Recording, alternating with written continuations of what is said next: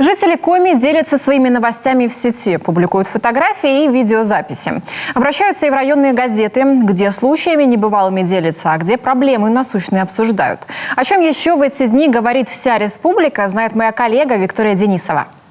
Зрелище космическое. Именно так в социальных сетях комментируют видеоролик от жителей Воркуты. Местные засняли своеобразную тройку.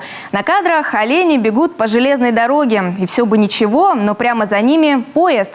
Глядя со стороны, создается впечатление, будто животные тянут вагоны. Пользователи сети, в свою очередь, поражаются терпению машиниста. Составу пришлось ехать со скоростью оленей.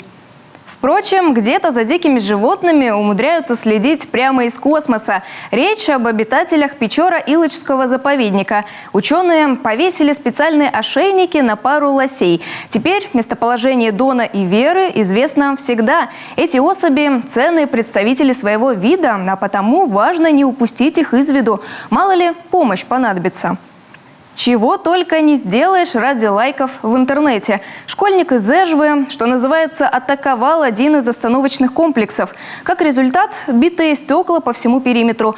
Действо на камеру снимал приятель героя публикации, после чего ребята планировали разместить видео в сети. Жители Сыктывкара же стали свидетелями другой ситуации. На городской трассе местные увидели лебедя. Он расположился прямо по центру дороги, да так и застыл. В сети подшучивают, мол, птица почувствовала себя автомобилем. Вот только какой марки, пока непонятно.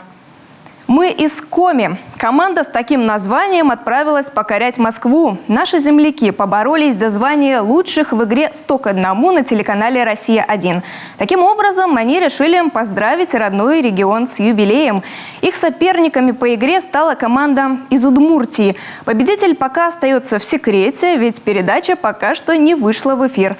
Ну а мы ждем ваших сообщений в группе телеканала «Юрган» ВКонтакте, чтобы поделиться ими со всей республикой.